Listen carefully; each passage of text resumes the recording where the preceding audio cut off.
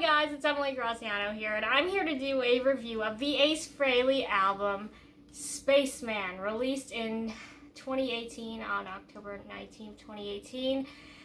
And this album is a really, really interesting album for Ace. Ace intended Spaceman, here wait, I'll show you the vinyl instead, Ace intended Spaceman to be a parallel album of his original 1978 album.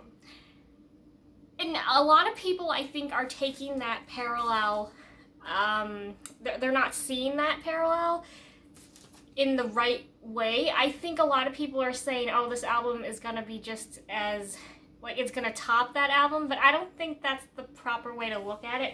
A lot of people say that this album sucks.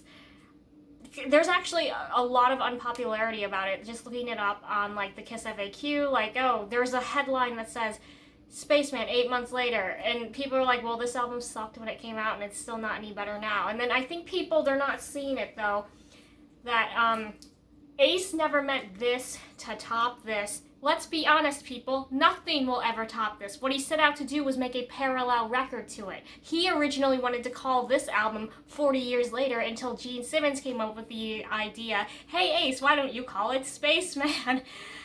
Which, again, wasn't even on Ace's mind. What's on your mind, reference?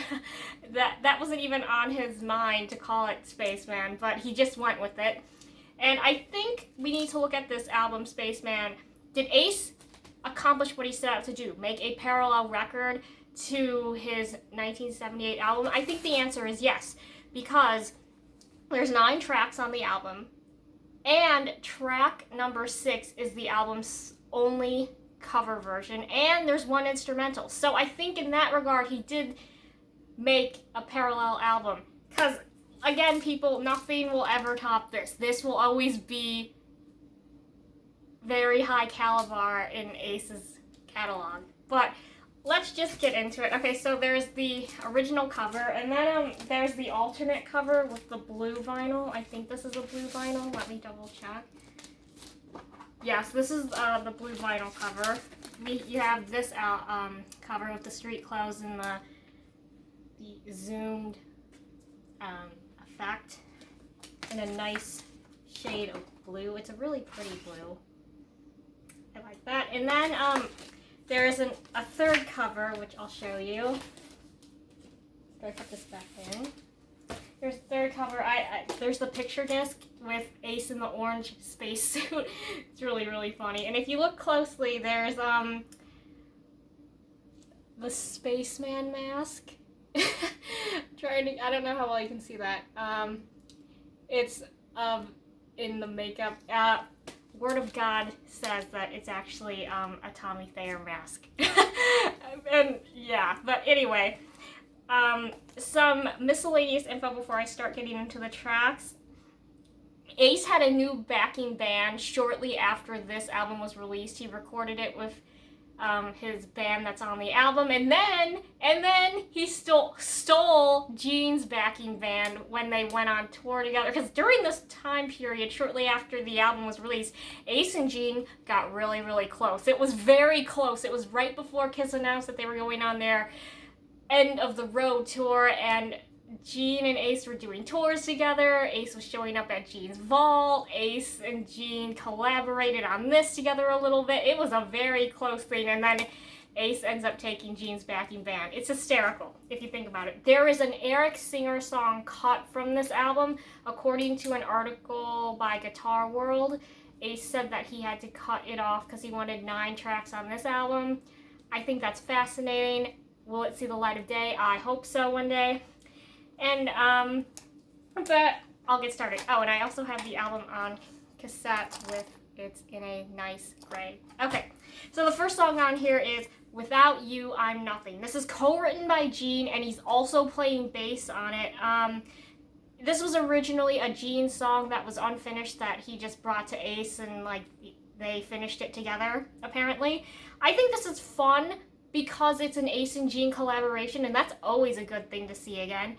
But Ace kind of sounds bored on the lead vocals, like, without you I'm nothing. Like, he's just singing it to sing it. There's no passion, there's no energy in that, but luckily the playing does not suffer, so that's a good thing.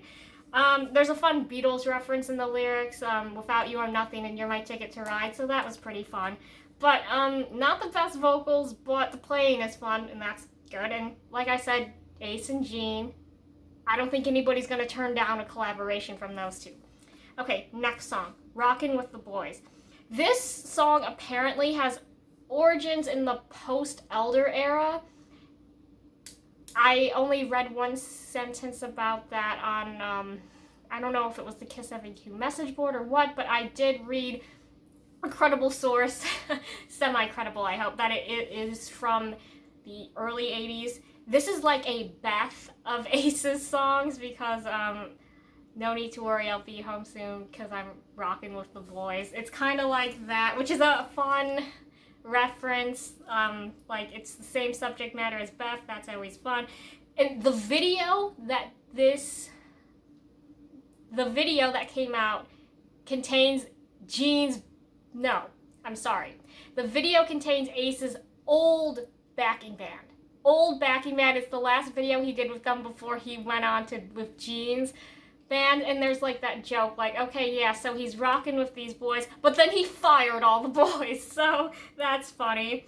And track 2, this really is a parallel to his 78 album, because if track 2 on 78 is Speedin' Back to My Baby, and it's about getting back home to your girl, this song is kind of similar in that way, because it's like, oh, I'll be home soon, but don't worry, right now I'm rocking with the boys, so it's all about wanting to get back home, and I'll be back home soon. So that right there, direct parallel between the two. Next song, Your Wish Is My Command. Again, this was co-written by Gene, but he's not playing on it.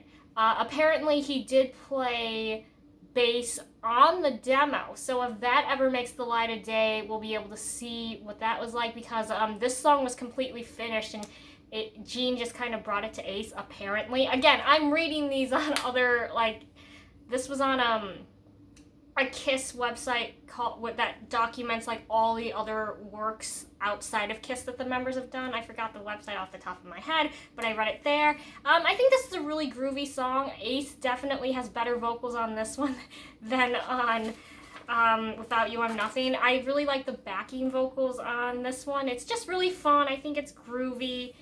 I really enjoy it. Next song on here, Bronx Boy.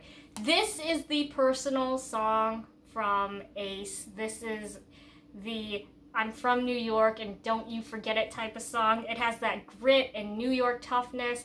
Like, Ace reminds you who he is. He's a Bronx boy at heart. And you can take the boy out of the Bronx, but you don't take the Bronx out of the boy.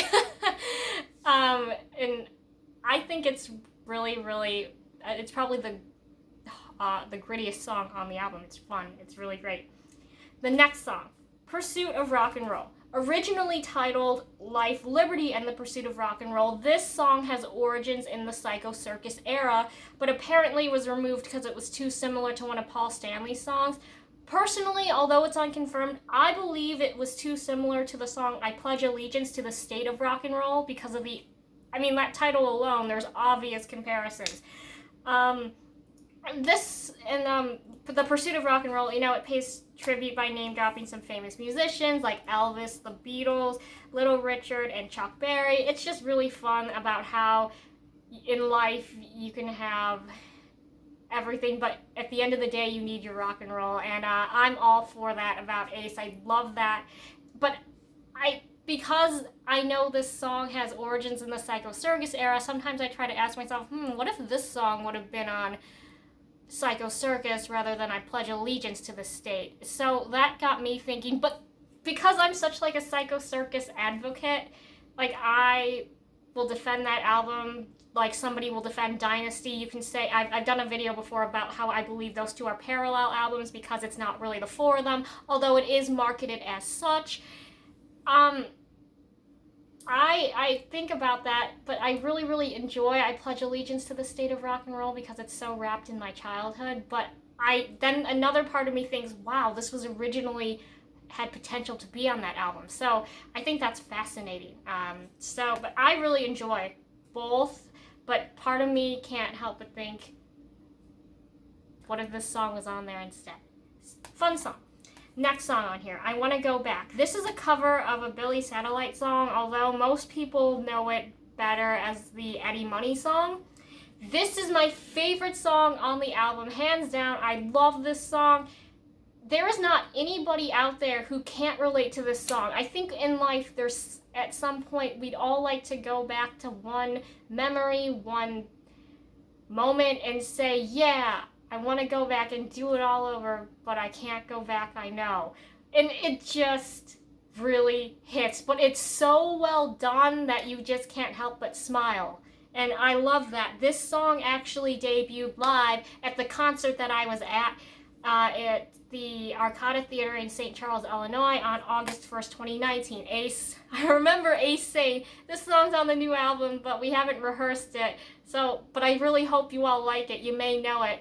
It's a song by Eddie Money.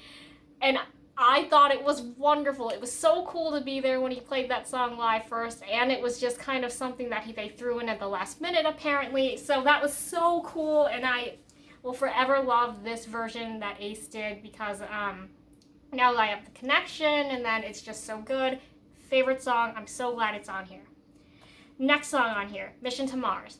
You have to have a space-themed song on Ace's album. Come on, it's like standard. You need to have a space-related song, a cover version, and an instrumental for it to really be an Ace Frehley record. Come on, people.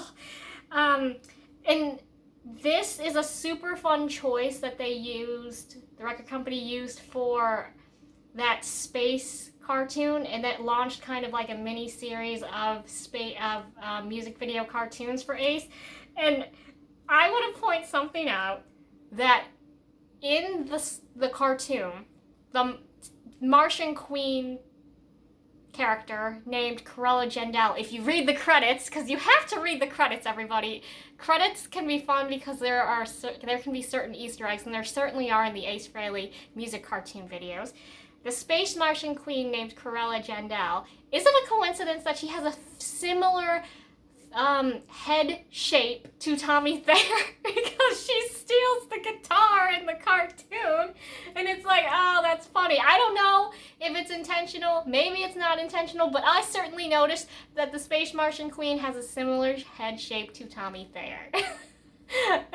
Because come on, Tommy Thayer has a slightly larger head than average, and that's not being mean, that's actually just being factual. So, Mission to Mars is a fun song for that cartoon, and you just can't help but smile because the cartoon is so filled with Easter eggs and fun tidbits, and it's cute. I think it's really fun, and I'm glad that it's on this album. Next song, Off My Back. Now, it's unconfirmed, but I have a hunch that Off My Back is actually a song about Rachel Gordon. And I think I say her name like that all the time just because I've read some things about her, I've heard some things about her, and based on her actions, I believe them all to be true. I'm not going to say what those actions are. I don't want to get sued or anything, but again, this is unconfirmed that this song is about her, but it is so telling in the lyrics. And if it does so happen to be about her, it tells a lot about their relationship that she and Ace had. I'll just say that. And but if it's not about her, then it's kind of just that generic I want out of this relationship song, but the timing is too perfect. Okay?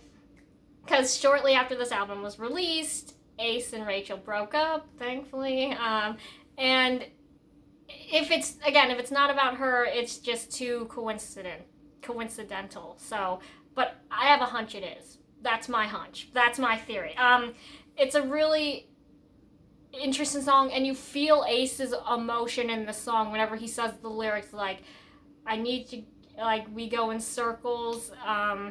It just, everything he says in that song, you are inclined to believe that he's feeling it in the moment when he's singing it, and you just believe it. So it may be a very personal song on here. Again, it could not be about her. It could just be, oh, let's throw in a song about wanting out of this relationship. I don't know. But again, that's just my opinion, my observation. And again, it's way too coincidental. Okay, last song on here, track 9, Quantum Flux, the traditional instrumental song. I think this is more similar to in the vein of the Anomaly instrumental. It's not so much of a jam as it is some of Ace's other instrumentals, but it's still pretty fun. I enjoy it, and I don't know if anyone else has noticed, but at the end of the fade out of the song, it's very reminiscent of the fade out of Black Diamond, the studio track of Black Diamond, of course, on the Kiss debut album. So I think that's really a fun Easter egg. If you notice it and you listen to it, I knew it reminded me of something, and then it just kind of clicked with me. I'm like, oh, Black Diamond. It's just that kind of thing for me. I knew it was similar though, and it's kind of like the what is it type of thing. But yeah, I'll show you guys the poster that came with this. Hopefully I can get it all in the shot. I thought it might be fun. But this is just too cool of a poster not to share with all of you. I think that's pretty fun. Oh, if you can see it. And again, look, we have the Spaceman mask in the helmet. That is just hysterical. That's just too funny. I think that's the only poster that came with it. And then I can show you the back of this, the picture disc that I have. So here we have Ace in the orange spacesuit. And then on the back, the mask inside the helmet. It's really, really funny. I get a kick out of that. And I don't know why, but definitely it looks like it's made for a large head. Like, that mask looks deformed or something. Like, you have to have a kid getting that mask is gonna, be drowning in it. If you think about it. Think about that. That mask is gonna, devour a kid's face. So that's really funny. But, personally, where do I stand on this album? I think this is a fun album. I wrote down here that I think it's a great representation of who Ace is as an artist. I mean, you have space, you got rock and roll, and he's declaring it admiration and a love and an essential need for rock and roll. You have a cover song, you've got an instrumental, and you have the Kiss connection with Gene Simmons, and possibly, definitely, a cut song from Eric Singer. So it's just a fun sampling of Ace's album, a really quick listen. I actually listened to it twice before I did this review, so I just think it's fun. Is it my favorite? No. Again, is it gonna top this? No, but it's not meant to be. It's just meant to be a parallel to it, in a sense that there's 9 albums, an instrumental, and a cover version at track 6. So it's just a parallel to it. I think it's a fun album, definitely something that you need, and definitely something that everybody should listen to once. I get it if it's not your favorite. I mean, it's not my favorite, but I don't dislike it. And that's the thing I don't understand, is that there is so much dislike for this album. And it's like, one day when I'm I don't know, in my 50s and Ace isn't here anymore, I'm going to look back at this and you say, that's really awesome that at that stage of his career, Ace was still giving us something really cool. He was still putting something out when he doesn't have to, technically. He could just say, yeah, I'm just going to tour and be a traveling musical jukebox like a lot of other artists that started out around the same time as me, just like they are. But no, he gave us something new. So I think instead of complaining, this album isn't very good, you should just be thankful that Ace is putting stuff out, unlike Kiss. So there you have it. I want to thank you for watching this review, and I will see you next time. Not sure what I'll be doing yet. Maybe a dance? I'm not sure. But I'll keep you posted. Thank you for watching, and I'll see you in the next one. I'm Emily Graziano. Thank you, and bye-bye.